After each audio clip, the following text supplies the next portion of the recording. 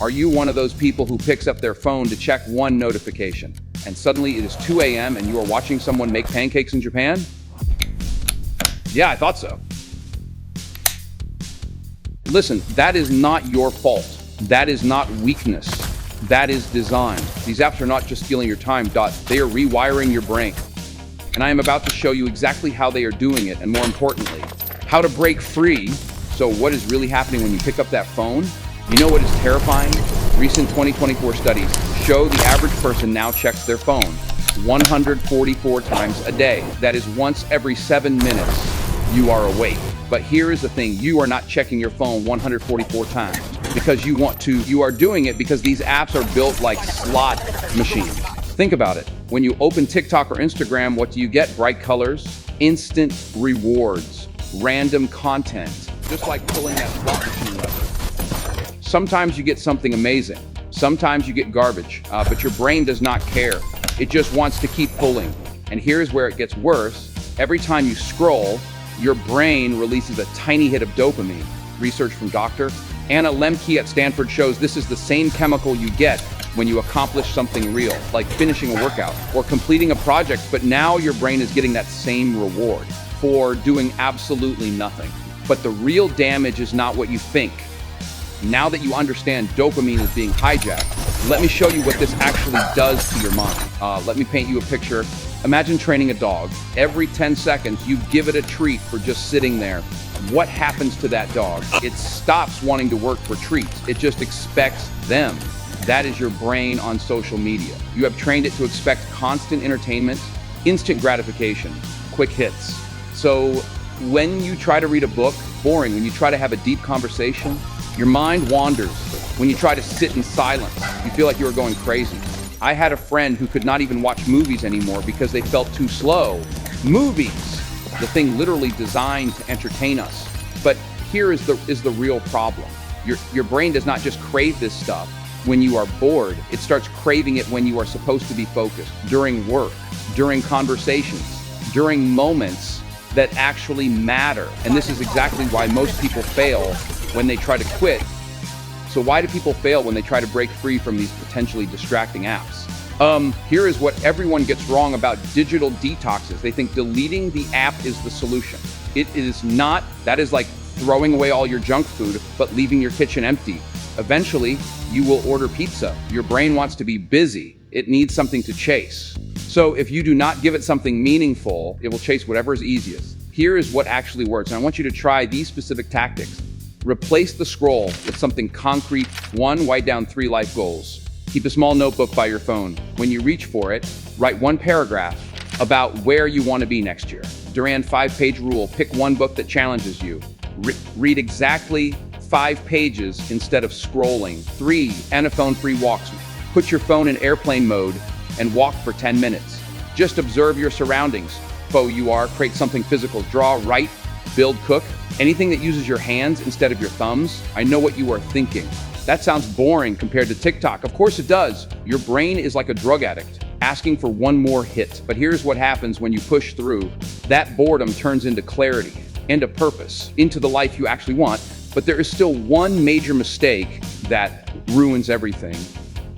Remember I just said there is one major mistake? Here it is. Most people try to use willpower alone, and that always fails. But when you combine willpower with smart environmental design, that is when magic happens. Let me tell you about my biggest mistake first. I used to delete Instagram every Sunday night and re-download it Friday morning, every single week. I thought I was being disciplined. Really, I was just torturing myself because pure restriction does not work long term. It creates rebellion, even against yourself. So here's what works instead. Dimensional control through system design. 1, move distracting apps to the last screen of your phone inside a folder called Time Wasters. 2, turn your phone to grayscale mode. Makes everything look boring instantly. 3, set app time limits using your phone built-in screen time controls. 4, keep your phone out of the bedroom. Charge it in another room. 5, mindy, personal rule. If I scroll for more than 10 minutes, I have to journal for 10 minutes. Guess what happened when I started using systems instead of just willpower? I stopped over-scrolling, not because I could not, because I chose not to. That is the difference between being controlled by apps and being in control of them. You do not need perfect discipline. You just need better systems. And once you master this control, the final step will blow your mind.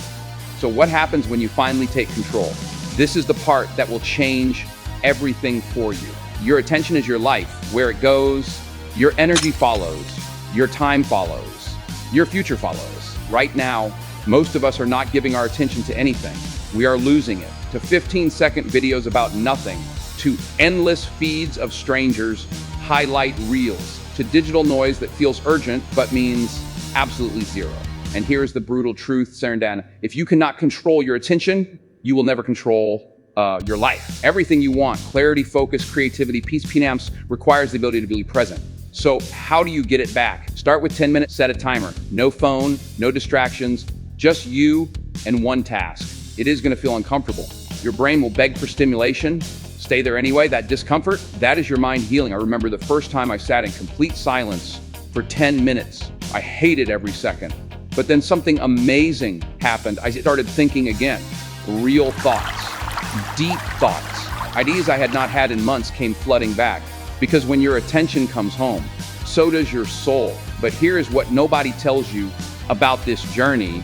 The thing nobody tells you about this journey is that it is not a one-time fix. It is a daily choice. But here is the beautiful part. Look, you are not broken.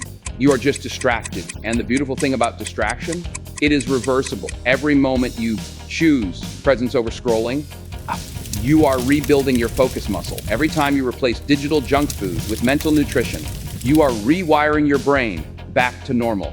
You want to know the one habit that changed everything for me? Every morning before I touch my phone, I write down 3 things I want to accomplish that day. Real things, meaningful things, not scroll through Instagram for 2 hours. Try it for 1 week, just 1 week, and watch how differently you start to feel about your phone, your time, and yourself. Because you were not born to be entertained to death. You were born to create, to build, to matter. Your attention is the most valuable thing you own. It is time to start treating it that way. And speaking of attention, there is one app that can hijack your focus even more than TikTok or Instagram. Research shows it is probably on your phone right now, and it is the #1 reason why ambitious people stay stuck in mediocrity. I am breaking that down next week, but right now, I want you to do something specific. Go to your phone settings, find screen time or digital well-being, check your total usage from yesterday, then come back here and drop that exact number in the comments. Do not lie. Do not round down, just the real number, because awareness is the first step to freedom. Disclaimer, if you feel your device usage is significantly impacting your daily life, consider speaking with a mental health professional for personalized guidance. And I will see you in the next one. Not reacting, thinking, ideas returned, memories I hadn't felt in years came up. Because when your attention comes home, so does your soul. Winning your attention back isn't about being perfect. It's about being present. It's not about deleting everything forever. It's about choosing on purpose what deserves your mind. You're not broken, you're distracted. And the more you train your attention, the more of yourself you'll remember,